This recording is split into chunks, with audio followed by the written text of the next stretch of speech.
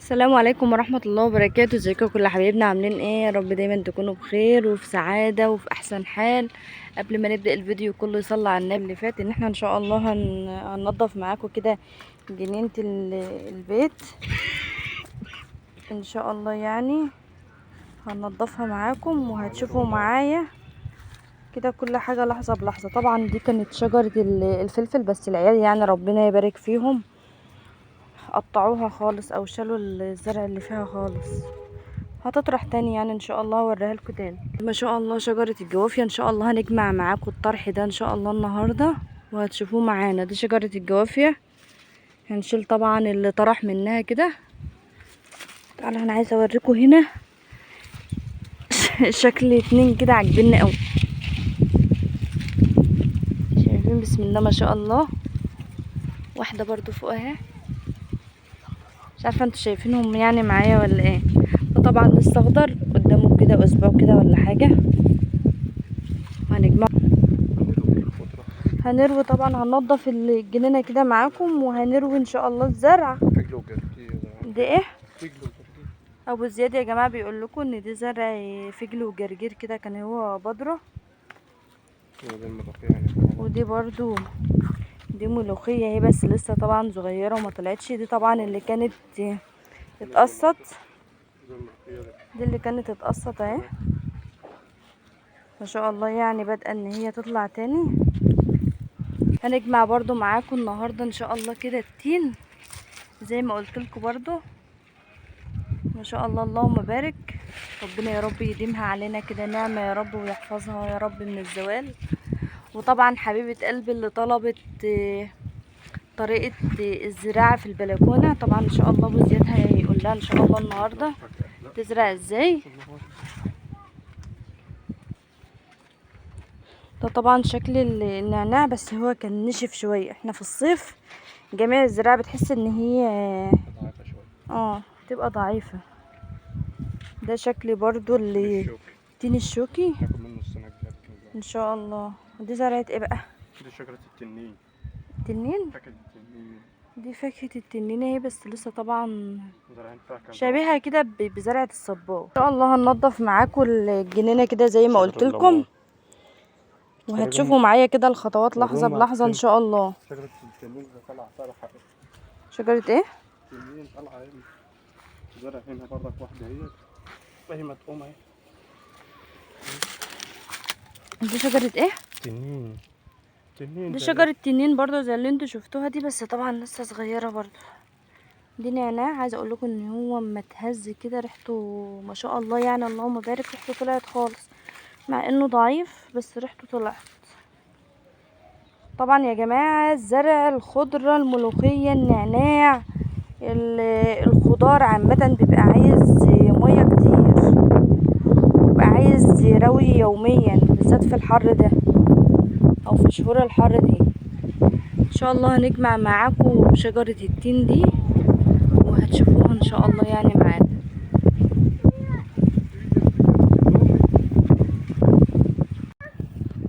بدأنا هنا بقى ان احنا ننظف كده زي ما قلت لكم. عايزه اقول لكم ان المكان هنا التراب بتاعه كتير قوي، والترابه ناعمه عشان طبعا ما بتترشش ميه، فالترابه بتاعتها ناعمه خالص.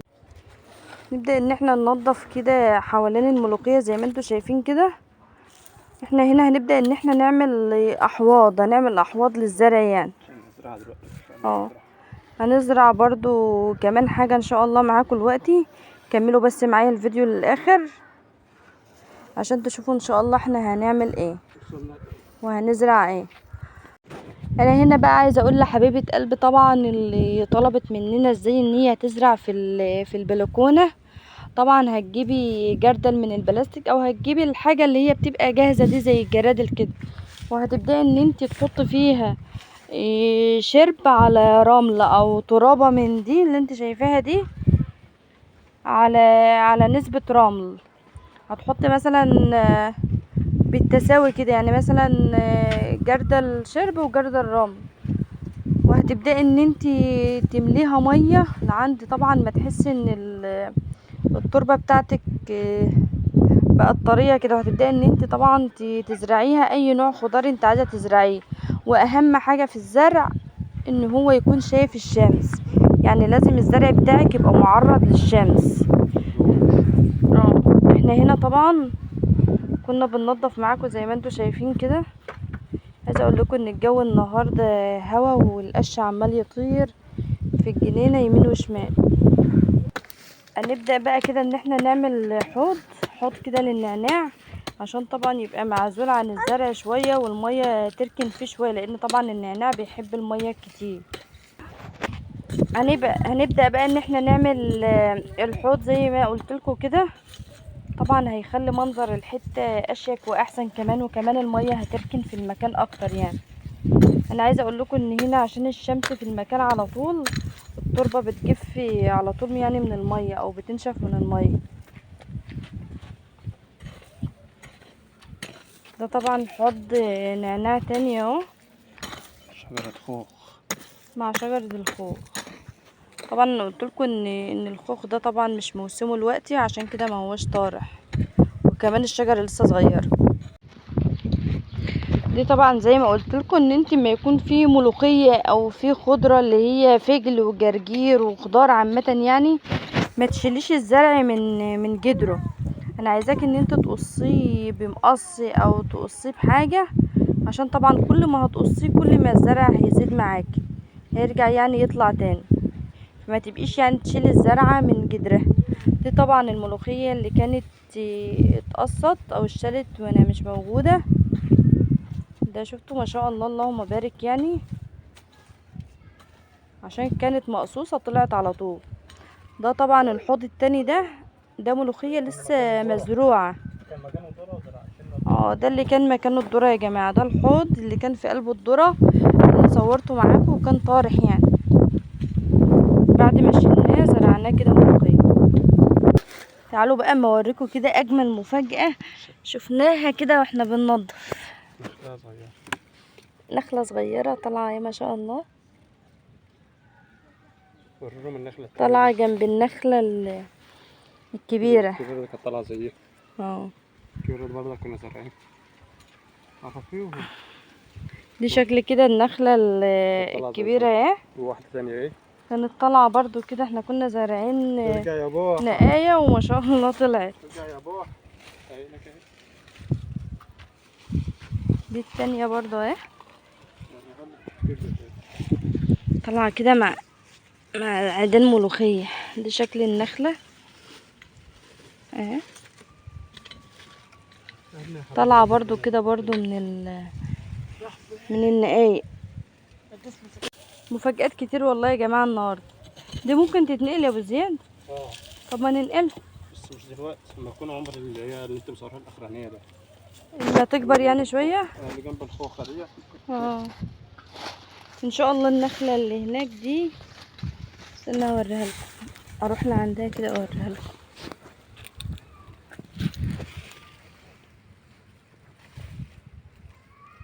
دي برضو طالعه اهي، ان شاء الله ما تكبر شويه هننقلها، لان هي طبعا على حرف المكان خالص. ما تكبر شويه هننقلها برضو، هننقلها ان شاء الله معاكم. بقول لكم ان الفيديو ده ما شاء الله مليان مفاجآت. ده شكل كده قرن فلفل كده احمر لسه طالع، شكله عجبنا قوي. وده برضو لسه طالع برضو فلفل اخضر كده لسه برضو صغير خالص. هنشيل طبعا عيدان الذرة، طبعا احنا كنا جمعناه كده معاكم. هنشيله طبعا عشان نفضي مكان، وبالمرة برضو ننضف الحتة. ده شكل العيدان بتاعة الذرة. عايزة اقول لكم ان الذرة ده كان ما شاء الله ما شاء الله مسكر وجميل، حاجة كده طبعا مش متهرونة، مش واخدة كيماوي، مش واخدة رش، حاجة كده طالعة طبيعية يعني ان شاء الله. عايزة اقول لكم ان باذن الله كده اما ربنا يكرمنا ان شاء الله كده في القناة، وربنا يا رب يرزقنا منها، هنبدأ ان احنا ان شاء الله كده ننضف الجنينة دي خالص ونصورها باذن الله، وهتبقى معاكم احلى جنينة. عايزة اقول لكم ان ابو زياد دخل في رجليه شوكة وربنا يستر. الف سلامة عليك يا ابو زياد. تعالوا يا جماعه نروح نشوفه. شكلها شوكه كبيره كده دخلت في رجليه. طبعا يا جماعه كله يقول في التعليقات كده الف سلامه عليك يا ابو زياد، عشان دخلت في رجليه شوكه كده من شجره الليمون. استنى نيجي بقى هنا معانا بقى اللحظه الحاسمه بقى اللي انا بحبها ومستنياها بقالي اسبوع.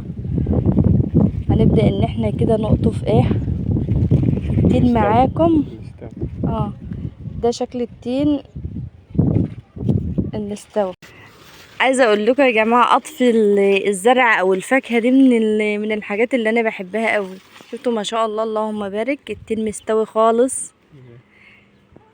طبعا يا ريت كل حبايبنا طبعا يكونوا معايا دلوقتي عشان طبعا اقطف لهم كده التين من على الشجره كده طازه وياكلوه.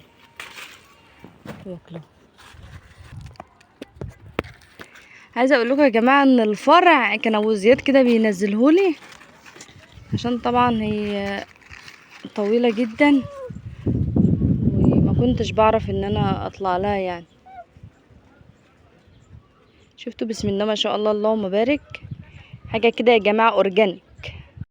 عايزه اقول لكم ان ما شاء الله الشجره ملانه طرح، بس احنا طبعا شلنا الكميه اللي استوت منها، وفي طبعا في برضو كميه وقعت اهي، واقعه طبعا ساقطه كده لوحدها او نازله لوحدها كده ما استوت يعني.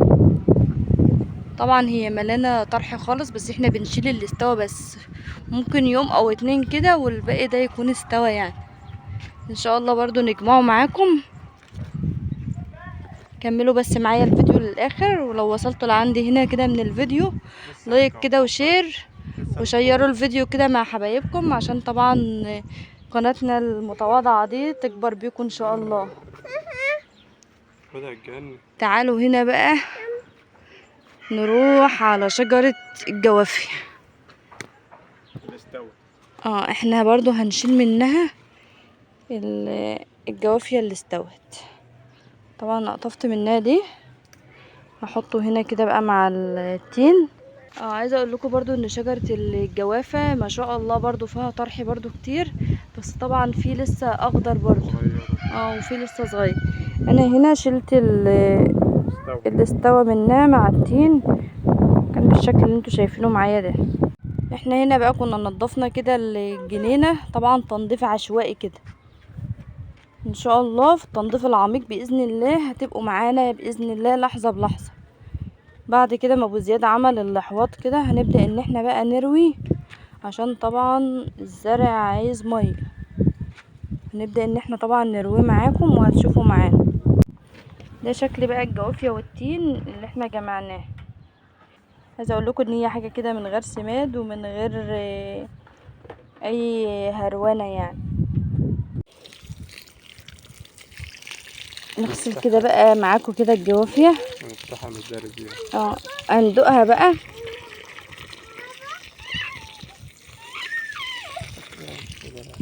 عايزه اقول لكم ان ما شاء الله الطعم بتاعها مسكر وجميل. نبدا نروي الزرع معاكم كده. ده طبعا الحوض بتاع الملوخيه زي ما قلت لكم. تعالوا بقى ندوق التين كده بقى مع بعض.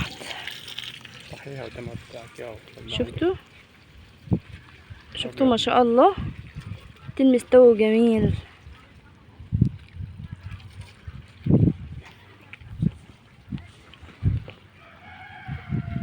عايزه اقول لكم الطعم بتاعه تحفه والله العظيم، احلى من اللي بالشارع من بره.